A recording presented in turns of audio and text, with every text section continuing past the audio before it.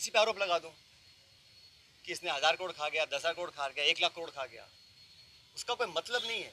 Public life में अगर तथ्य प्रमाण किसी के पास हैं तो कार्रवाई कर देनी चाहिए थी, अब तक क्यों नहीं करी।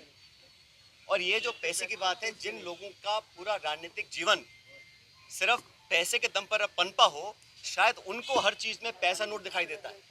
ऐसा नहीं है, पब्लिक जज्बात भी कुछ होते हैं, पब्लिक वोट भी कुछ होती है, पब्लिक इमेज भी कुछ होती है।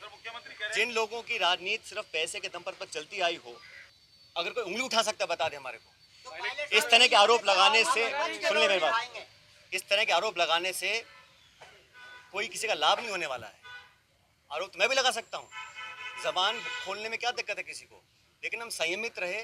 तमाम गालियां खाने के बाद भी हमने पार्टी का अनुशासन नहीं तोड़ा, आज भी नहीं तोड़ रहे हैं। हम चाहते हैं कि हम पब्लिक की बात को उठाते रहें, सच्चाई की लड़ाई लड़ते रहें, युवाओं की बातों को रखें। आरोप लगाना बड़ा आसान होता है, लेकिन पब्लिक को जवाब देना बड़ा मुश्किल होता है।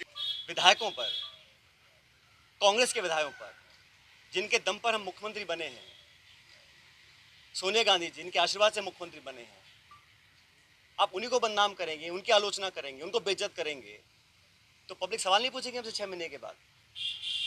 इस प्रकार के निराधार आरोप लगाना कोई बहुत गंभीर राजनीति का परिचय नहीं है। चाहते थे, अपनी बात को लेकर हम दिल्ली भी गए और अपनी बातों को रखा। मुझे बहुत कुछ कहा गया, कोरोना, गद्दार, निकम्मा आदि, और जो ये आरोप परसों लगाए गए, ये 2.5 साल से मैं आरोप सुन रहा था, लेकिन हम अपनी पार्टी को और सरकार की छवि को नुकसान नहीं पहुंचाना चाहते थे। बेइज्जत और बदनाम करने का काम हो रहा है, कांग्रेस के विधायकों को तो बदनाम करने का काम हो रहा है और भाजपा के नेताओं का गुणगान हो रहा है, ये समझ से परे है। ऐसे लोग जो पब्लिक लाइफ में 30, 40, 45 साल से हैं। 3 दिन पहले मैं बाड़मेर में था, सम्मानीय हेमाराम जी 1980 से विधायक, उनकी क्या छवि है, मतदाता, पब्लिक, उनके क्षेत्र के लोग उनको अच्छी तरह जानते हैं, उनकी क्या क्रेडिबिलिटी है और क्या पब्लिक लाइफ में उनका अब तक का इतिहास रहा। ओला साहब जिनके स्वर्गीय पिताजी 1957 से चुनाव लड़ रहे हैं, बड़े बड़े पदों पर रहे, और हेमाराम जी ने तो अपने नौजवान बेटे की मौत में और याद में एक छात्रावास बनाया है। 100 करोड़ की जमीन तो उनकी बाड़मेर में, निजी जमीन को उन्होंने दान किया समाज के लिए, लोगों के लिए। पैसा इकट्ठा कर 22 करोड़ का हॉस्टल बनाया 150 बच्चों के लिए, गरीब बच्चों के पढ़ने के लिए। इन सब लोगों पर इस प्रकार के आरोप लगा देना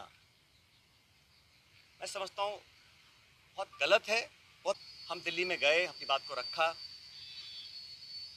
और उसके बाद सारे तथ्यों को संज्ञान में लेने के बाद हमारी अध्यक्षा सोनिया गांधी जी ने 25 सितंबर को सम्मानीय माखन साहब और सम्मानीय खड़गे जी को जयपुर भेजा था। आप सब जानते हैं, वो विधायकों की मीटिंग हो ही नहीं पाई। सोनिया गांधी हमारी पार्टी के अध्यक्ष थी उस समय, उनकी जो अवहेलना हुई, उनकी जो मानहानि हुई, उनकी जो बेइज्जती हुई, वो गद्दारी थी। इतने सारे विधायक, 20, 30, 40, पता नहीं कितने विधायकों को उनकी इच्छा के खिलाफ इस्तीफा दिलवाया गया, अपनी सरकार को संकट में खड़ा करा गया। बहुत से लोग आरोप लगाते हैं कि मोदी और शाह के कहने पर इस्तीफे दिलवा दिए गए। अब ये बात मुझे बोले और मैं जाके मंच पे इस बात को बोलूं, ये शोभा देता है?